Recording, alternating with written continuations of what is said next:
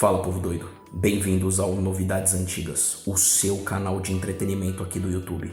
Antes de começar, eu quero que você curta o vídeo, comente, se inscreva no canal, ative o sininho da notificação e segue a gente nas nossas redes sociais, lá no Face e no Insta do canal Novidades Antigas. Agora que você já fez tudo isso, Alfred, solta a vinheta.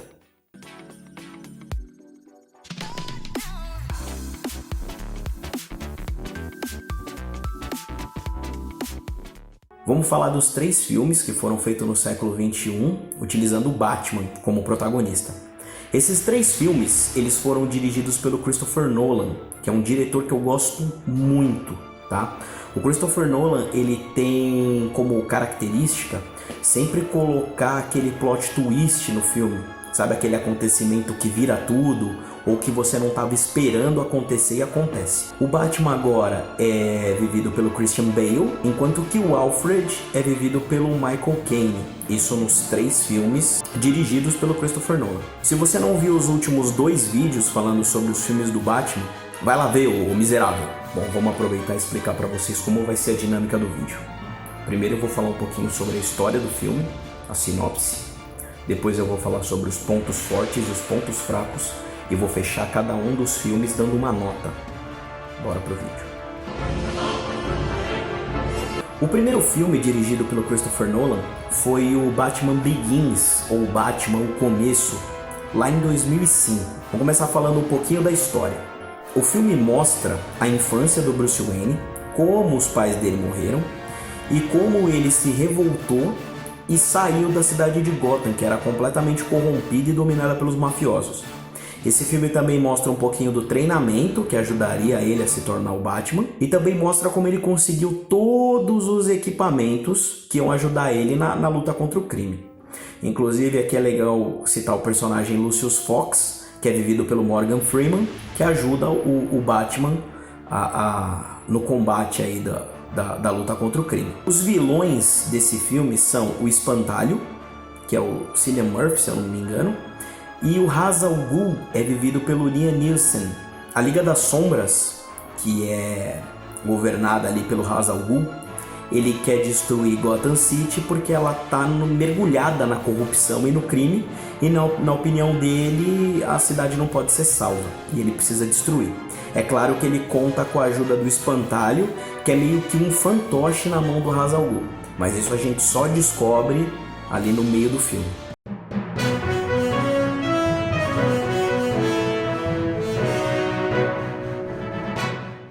A primeira coisa que a gente precisa ressaltar dentro dos pontos fortes é que agora a cidade de Gotham ela parece como uma cidade comum, sabe? Uma cidade que você moraria, que eu moraria, não tem mais aquela coisa fantasiosa. Outra coisa bem legal é mostrar como o Bruce Wayne consegue desenvolver os equipamentos que ele usa. Da onde vêm esses equipamentos? Quem fornece esses equipamentos para ele? O Batmóvel desse filme é sensacional porque ele é um tanque de guerra.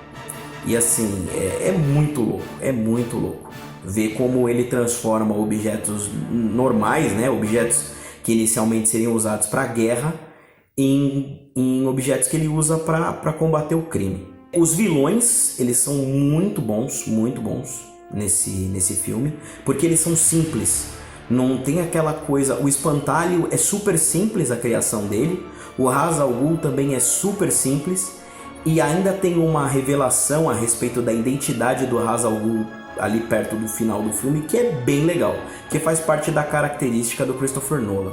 O comissário Gordon, que é vivido pelo Gary Oldman, ele tem uma participação muito maior nessa história, diferente dos filmes anteriores que ele era insignificante. Uma outra coisa legal é que o Bruce Wayne ele é mostrado, bastante mostrado inclusive, e isso torna a aparição do Batman muito mais legal. Apesar de no filme ter um lance de romance entre o Bruce Wayne, né, o Batman, e uma moça chamada Rachel, isso não atrapalha a história. Isso não faz com que a história gire em torno do romance. Uma outra coisa bem legal é que somente algumas pessoas sabem quem é o Batman. Pessoas que precisam saber que ele é o Batman para que ele possa ser ajudado por essas pessoas na hora de combater a máfia em Gotham.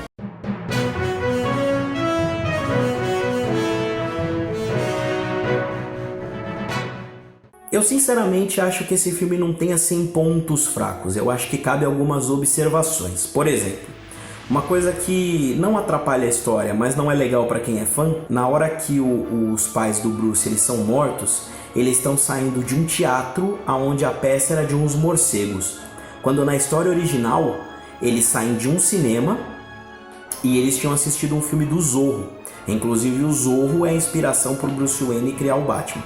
Eu dou nota 9 para esse filme. Aí você pode me perguntar, mas por que nota 9 se o filme praticamente não tem pontos fracos? É que o próximo filme que a gente vai falar, ele consegue superar o Batman Begins, traz algumas outras coisas que até então o Batman Begins não trouxe, por isso a nota 9. Mas assim, é um filme espetacular.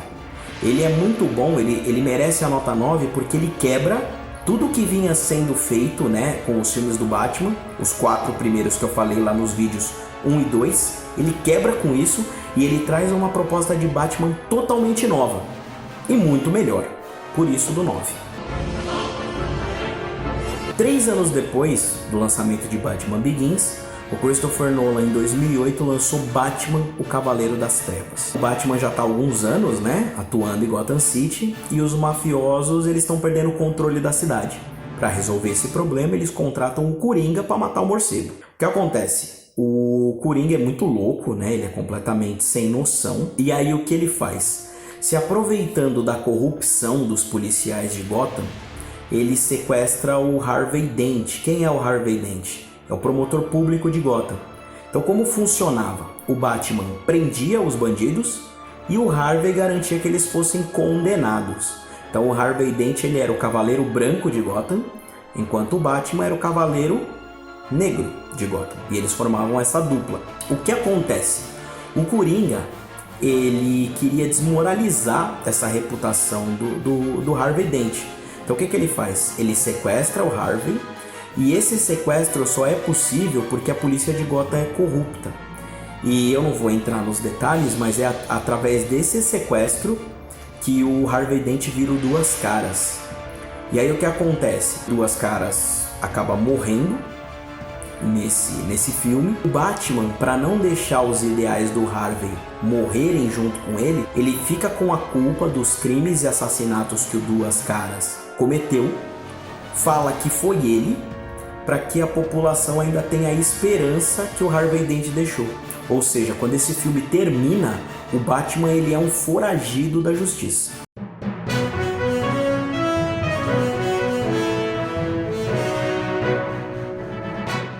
Gente, com certeza esse é o melhor filme do Batman feito até hoje. Eu começo falando da primeira cena, que é o assalto do banco planejado pelo Coringa. Ali você já vê que o Coringa, vai roubar a cena do filme. Porque o plano que ele traça, junto com os outros capangas, para roubar o banco é incrível. O filme já começa lá em cima. E ele não rouba qualquer banco não, hein? Ele rouba o banco da máfia. O legal do Coringa, que foi feito pelo Heath Ledger, ele é uma mistura de maldade e loucura, sabe? Que deixa esse personagem com um tom meio sombrio. De novo, a maquiagem do Coringa, ela é simples, como foi a do Espantalho e do Ra's al Ghul, mas que consegue mostrar essa coisa do sombrio mais pelo psicológico dele. E a loucura do Coringa, ela é colocada nos pequenos detalhes. Por exemplo, toda hora que ele vai contar como ele conseguiu as cicatrizes na boca, ele conta uma versão diferente. Isso já mostra que esse cara não é normal. E também tem uma cena que, pra mim, é a mais engraçada do Coringa, que é quando ele faz o lápis sumir na reunião dos mafiosos. Então ali você consegue ver a maldade junto com a loucura dentro daquele personagem que foi muito bem construído. Nesse filme, a polícia de Gotham, principalmente o comissário Gordon, que vai virar comissário ainda não é, ele tem uma participação muito grande no decorrer da história. Isso faz com que ele se torne um personagem legal, um personagem atrativo, diferente do que acontecia nos filmes lá dos anos 90. A cidade de Gotham continua uma cidade comum, uma cidade normal, que eu acho que é muito bom. Uma outra coisa legal do Coringa é que ele é um personagem que te faz questionar algumas coisas. Por exemplo, tem um diálogo dele do Batman que ele fala assim pro Batman: eu não quero matar você, nós dois nos completamos. Eu não posso deixar você morrer porque senão não teria graça o que eu faço. Eu acho que a gente vai fazer isso pra sempre. Dando aquela relação que o Batman tem com o Coringa, de um não conseguir matar o outro porque eles são duas faces da mesma moeda. Isso é muito legal. Uma outra parte questionadora que o Coringa traz que eu acho excelente é quando ele coloca o Batman no seguinte dilema. Ou ele salva a mulher que ele ama, que no caso é a Rachel, ou ele salva o Harvey Dent, que é o Cavaleiro Branco de Gotham. Ele precisa escolher porque ele só vai conseguir salvar um dos dois. E o Batman acaba salvando o Harvey Dent porque o ideal de salvar Gotham, o ideal de ser o Batman, tá acima de qualquer coisa. Inclusive dessa coisa da mulher que ele ama. Ou seja, o Christopher Nolan ele quebra com essa coisa dos pares românticos, né? Ele acaba com essa coisa desse romantismo e coloca a causa do Batman de salvar Gotham City acima de tudo. O terceiro dilema que vale a pena ser mencionado nesse filme é quando o Coringa coloca duas bombas, uma em cada balsa. Uma balsa tá cheia de pessoas comuns e a outra balsa tá cheia de criminosos. E o que ele faz? Ele coloca um controle na balsa com pessoas comuns e esse controle pode explodir a bomba da outra balsa com criminosos. E ele dá um controle para os criminosos que faz a bomba da balsa com pessoas comuns explodir. E ele fala, se até meia-noite um de vocês não apertar o botão para explodir a outra balsa, eu explodo as duas. Ou seja, o que ele quer mostrar? Ele quer mostrar que o pessoal de Gotham não tá nem aí um pro outro. Eles querem mais é salvar a própria pele e já era. E aí o filme mostra o que acontece, eu não vou falar pra vocês, mas é um dilema moral bem legal que ele coloca não só o Batman, quanto as pessoas de Gotham. Uma coisa que eu achei que foi uma sacada bem legal é mostrar que o Batman não responde ao bate-sinal toda vez que ele é ligado. Porque ele é um cara só, ele pode estar fazendo alguma outra coisa quando o bate-sinal ligar. Isso traz para uma realidade muito boa. O Batman nesse filme ganha uma moto, e além de ganhar uma moto, ele ainda sai destruindo tudo que é retrovisor enquanto faz um corredor com a motoca dele. Esse Batman é raiz. Vacilou, perdeu o retrovisor. Não tem jeito.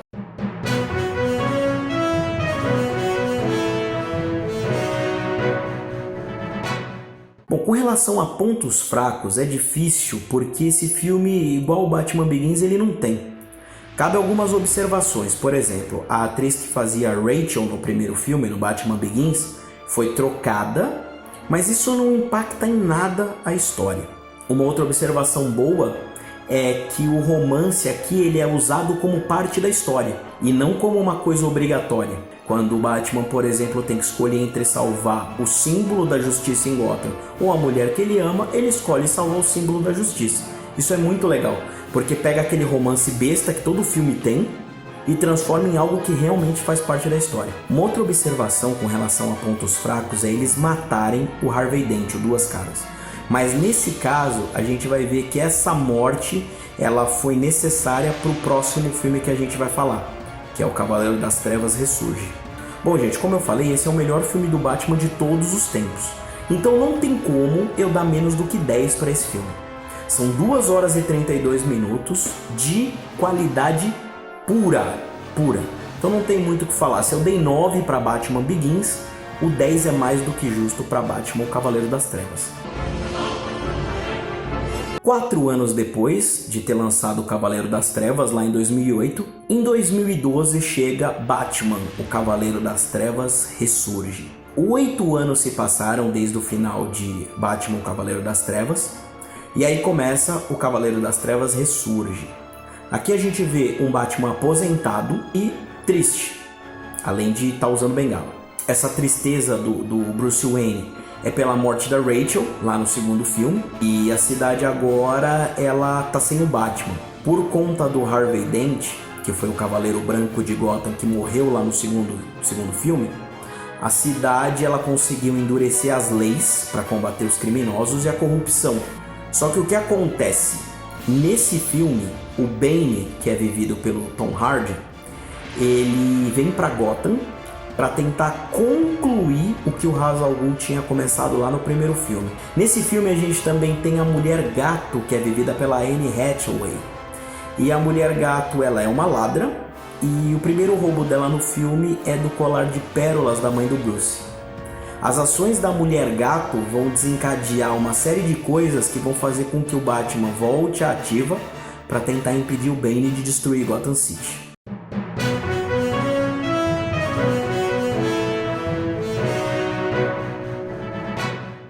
Gente, é difícil falar de ponto forte nesse filme. Ele é um filme muito fraco. Tem algumas cenas bem legais de ação nesse filme, mas morre por aí. Talvez ter apresentado, introduzido na história o Batplano, né, que seria a nave do Batman, seja um ponto forte, mas assim, quase não tem. Talvez possa ser considerado ponto forte aquelas surpresas de roteiro que o Christopher Nolan coloca, mas eu achei essas bem fracas.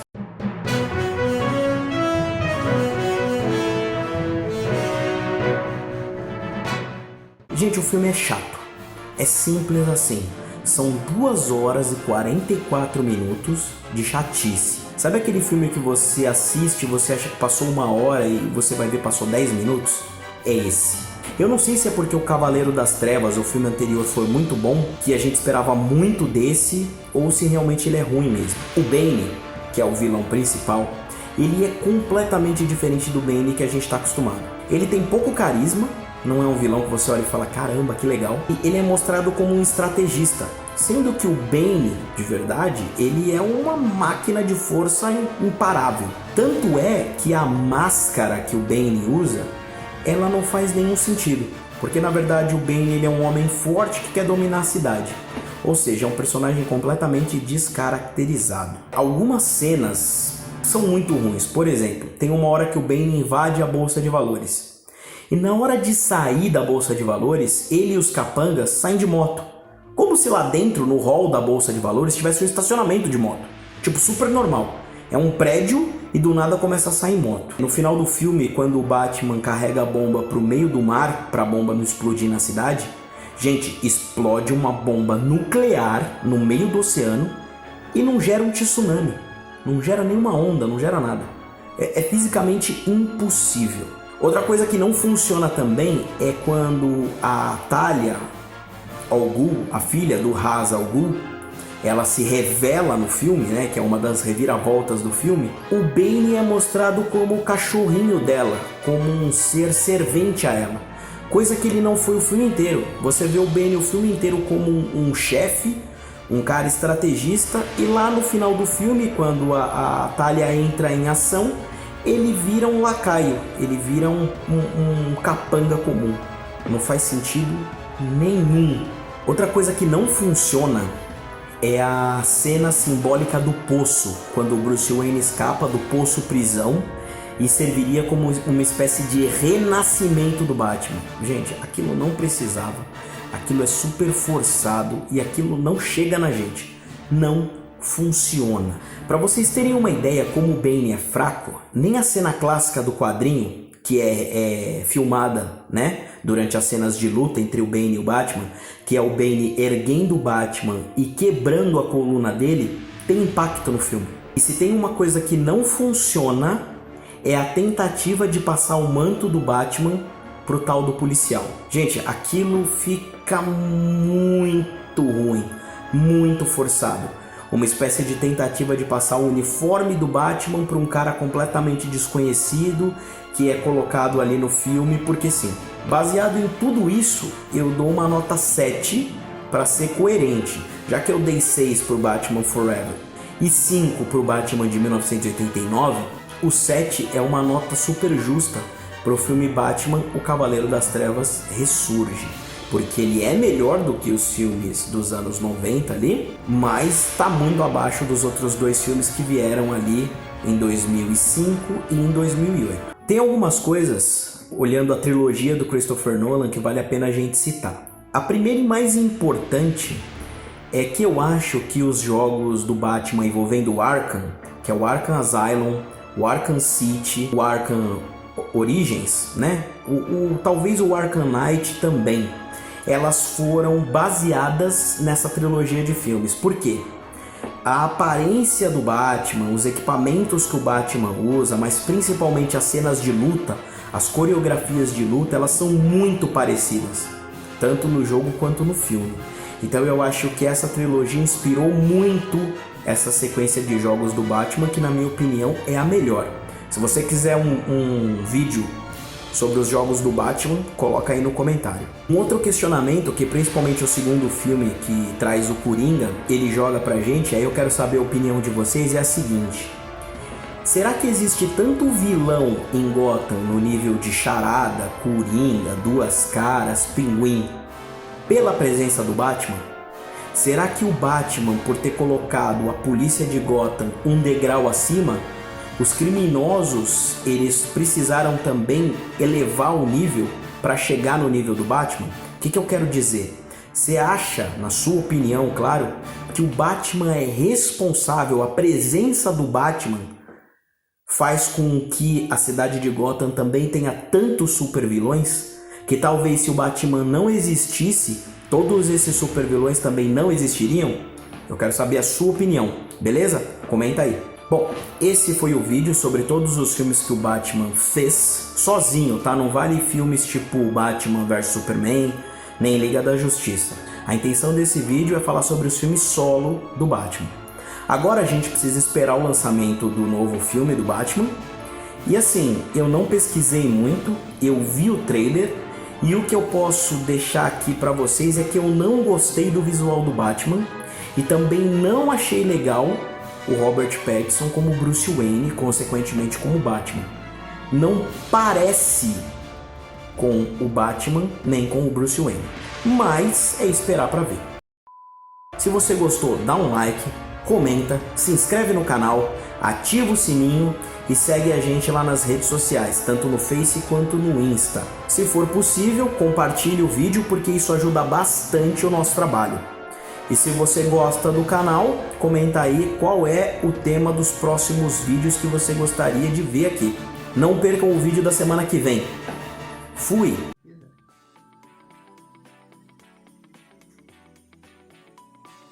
Vem coisa nova por aí.